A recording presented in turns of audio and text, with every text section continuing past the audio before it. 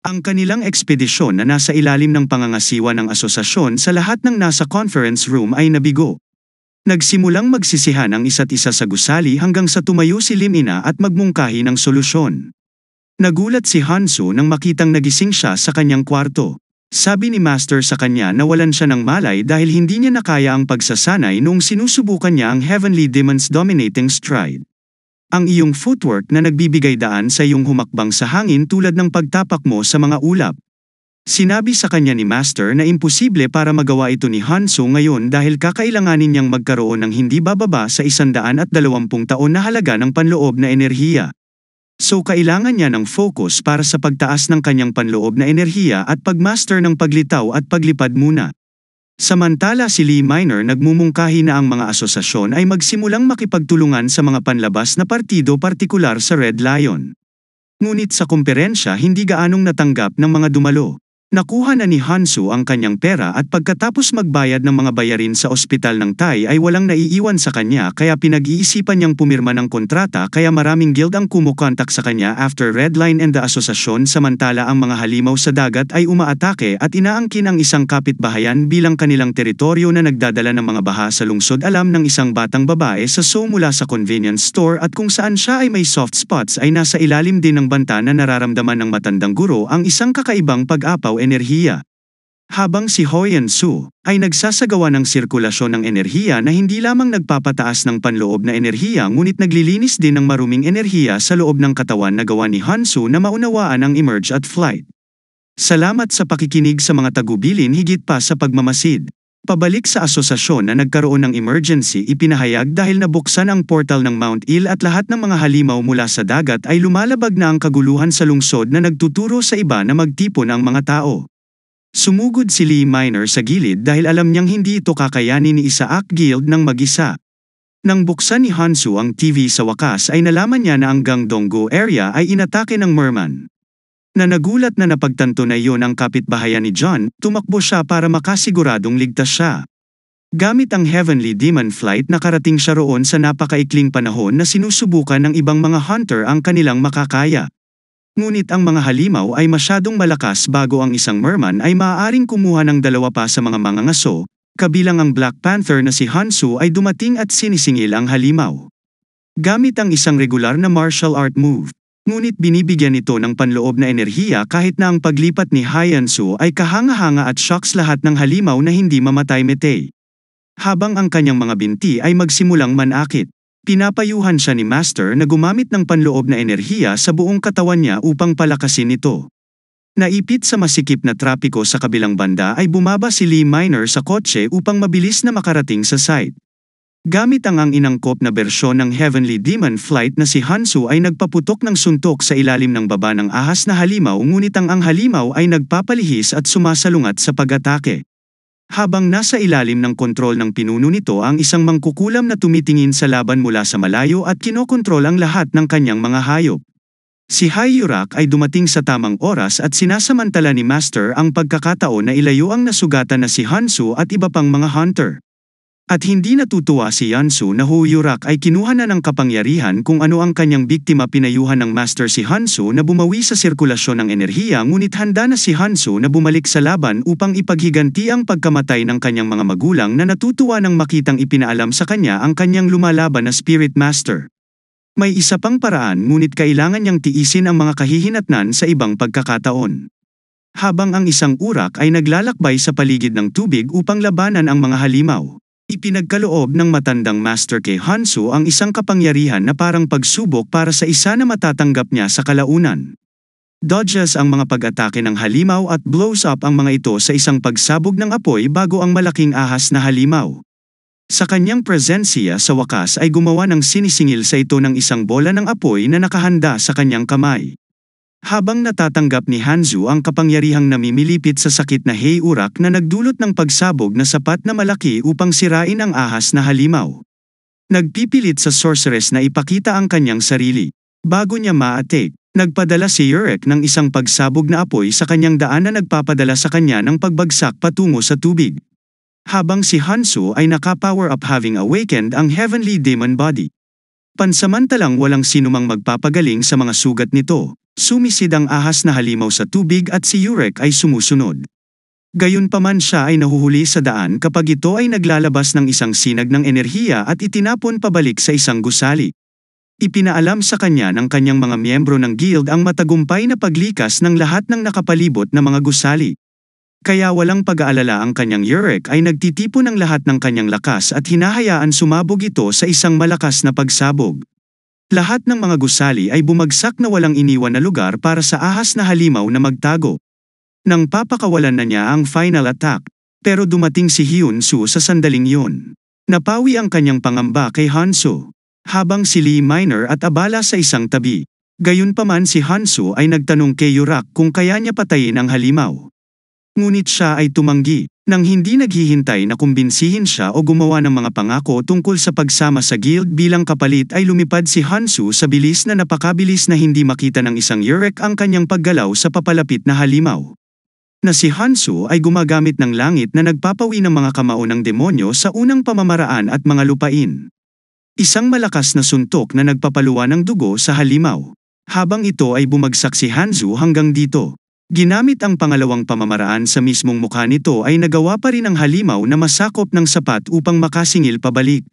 Sa Hanzo nag-dodges gamit ang Heavenly Flight pagkatapos ay isinaaktibo niya ang ikatlong pamamaraan at sa wakas ay may isang malakas na suntok at napatay niya ang halimaw na nakakagulat. Kapwa si Hyurak at Lee Minor na katatapos lang dumating sa sandaling matapos ang laban ay umalis ang kapangyarihan sa kanyang katawan at bumalik ang lahat ng mga naunang pinsala at pagkahapo. Pag-ubos sa kanya ng dugo ang dalawang babae ay humahabol sa kanya kapag siya ay nahulog mula sa langit na walang malay ang natitirang bahagi ng guild. Mga miyembro ang nag-aalaga sa mga nasugatan at naglilinis, maya-maya nagising si Hanzo sa ospital at kailangang ipaalala sa kamakailang mga kaganapan ng kanyang master. Bago dumating si Lee Mina at ang kanyang urak upang bisitahin siya ang resulta ng huling labanan ay hinahanap ng asosasyon at iba't ibang miyembro ng guild ang natitirang merman upang ganap na secure ang lungsod sa ospital ng Mina at Yurek ay parehas andan sa tabi ni Hanzo para tulungan siyang makarecover mula sa kanyang injuries minor. Pagkatapos ay ipinakita kay Hanzo ang isang kahon na naglalaman. Isang perlas na talagang puso ng halimaw na pinatay niya ang matandang guro na tinatawag itong elixir at ito ay nagulat na makita ang isang may napakaraming enerhiya na 500 taong ang halaga nito. Ang mga pusong halimaw kadalasang ibinabagsak ng mga boss o halimaw na matagal nang nabubuhay ay nagtataglay ng malakas na enerhiya. Kung mauubos ito, nagbibigay ng malaking lakas sa taong matutulungan nito ang isang mababang antas na hunter na tumalon sa susunod na ranggo na binibigyan nito ni Yurak. Bilang regalo na nagudyok ng pagtatalo sa pagitan niya at ng menor de edad dahil sa atensyon ni Hanzo pagkatapos ng dalawa. Halinhina na sinusubukang i-recruit siya sa kani-kanilang organisasyon. Habang si Lee Minor ay nag-aalok sa kanya na amyendahan ang kontrata na kahit ang kanyang master. Habang si Urak naman ay inaamyendahan na kasama sa kontrata ang isang kaligtasan sa pagpatay ng mga tao. Ipinaliwanag niya ay hindi masyadong kapaki-pakinabang sa isang makapangyarihang S-rank kung ano ang kanyang kailangan. Ang pagkakasala upang protektahan siya hanggang sa siya ay maging isang S-rank na hunter, ipinaliwanag niya na siya at ang Red Lions. Maaaring maging bakod mamaya nang lumapit si Lee Minor sa kanyang silid at muling nagpahayag ng panghihinayang si Hanzo sa hindi pagtanggap sa kontrata mula sa asosasyon. Samantalang sina Charayan at ang kanyang maliliit na kapatid ay inatake sa kanilang tahanan ng isang si Merman na nagtatago sa kanilang banyo. Kumuha ng kutsilyo sa kusina at sinaksak ang Merman. Ngayon ang sandata na tinatawag na Skeleton Spear ay ibinebenta sa auction sa halagang 70 million won at sa dulo nanalo ang isang lalaking nagngangalang Jin Siek at bahagya itong naramdaman at inindayog ang braso para itapon si Lee Minor. Dumating nang malapit ng kainin ng halimaw ang batang babae at nabangga ito gamit ang kanyang mabigat na sandata. Pagkatapos ay ginamit niya ang kapangyarihang magpadala ng lahat ng uri ng nakapaligid na mapaminsalang mga armas. Lumilipad patungo sa landas na lumuhad ang halimaw at siya ay nagpakawala ng huling pag-atake at tinapos ito. Nang tanungin kung paano niya nalaman na pumunta rito, sinabi ni Mina na pinadala siya ni Hanzo. Samantala si Hanzo ay nakalabas mula sa ospital at natatanggap ang kanyang susunod na malaking bayad. Pabalik sa bahay at sa loob ng portal nagsimulang turuan ng matandang master si Hanzo kung paano gamitin ang enerhiya ng elixir 10 nito. na magbibigay sa kanya ng 20 taon halaga ng enerhiya at kung susundin niya ang itinuro sa kanya ng kanyang amo. Aasahan niyang makakakuha siya ng 70 nito na 140 taong halaga ng ang simula ng paglaganap ng portal 2 taon na ang nakakaraan ng ang mga magulang niya at ni Chae-young ay namatay kaya ngayon na siya ay isang mangangaso. Wala siyang planong hayaan ang iba na makaranas ng kalungkutan na iniisip ng matandang guro kung ang portal ay bagay na malaking kaaway. Na sinabi sa kanya ng kanyang mga ninuno tungkol sa mga makalangit na demonyo na maglilipat ng alaala ng kanilang martial art sa pamamagitan ng kanilang katawan hanggang sa susunod na henerasyon. Iyon ang balangkas na ginawa at sinabi ng unang makalangit na demonyo. Sa sumunod na henerasyon na ang lahat ay para sa kapakanan ng pag-ahon laban sa dakilang kalaban. Sa sandaling iyon ay dumating si Lee Minor na hinahanap si Hansu sa kanyang bahay. Nagtataka kung bakit hindi niya nasagot ang mga tawag niya. Sa kanyang paglabas, naghihintay siya sa kanyang pintuan at nagtatanong kung ano ang gagawin sa loob. Ang portal ay sinabihan ng matandang guro si Hyun-soo na kainin ang elixir na kinakagat niya. Nang makita ni Mina na nakabukas ang kanyang pinto, pumasok lamang sa loob upang matisod sa portal ang bola ng the elixir ay nakapasok sa bibig ni Hansu. Kaya ang kanyang amo ay sinasabi sa kanya na patatagin ang kanyang puso at pakinggan ang kanyang mga tagubilin. Kung hindi niya uubusin ng maayos ang napakalakas na elixir, baka maging gulay siya for life. Sinabihan ng matandang lalaki si Hansu na huwag isipin na pagkain ang elixir at maramdaman ang enerhiya nito.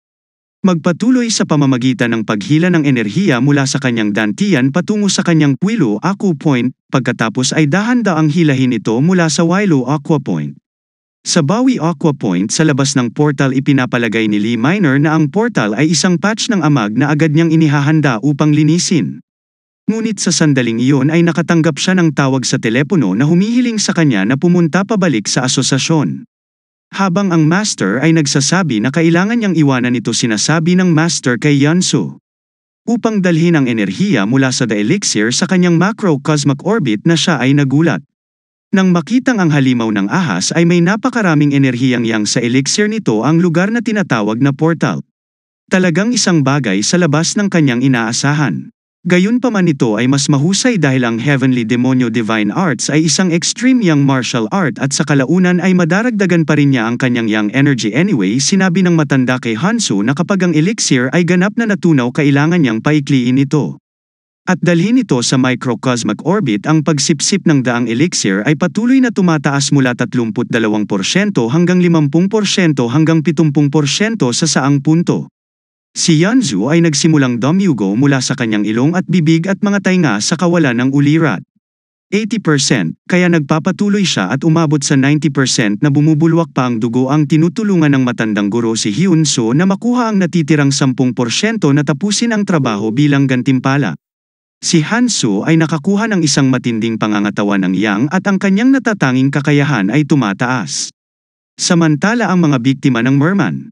Ang pag-atake ay isinugod sa isang ospital na napuno na ng pasensya na menor de edad.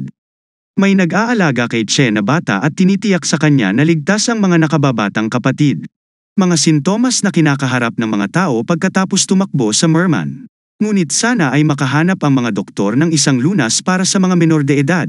Sinusubukan niyang tawagan si Hyun-soo na nag-aalala kung bakit ang mga bata ay biglang nawawala ng malay. Kung hindi sila nakakuha ng anumang pinsala mula sa merman, si Hyurak ng Red Lions nakatanggap ng isang ulat sa pinsala at casualty sanhi ng pag-atake ng merman. Pagkatapos ay sinubukan niyang tawagan si Hansu na hindi niya sinagot ang kanyang tawag.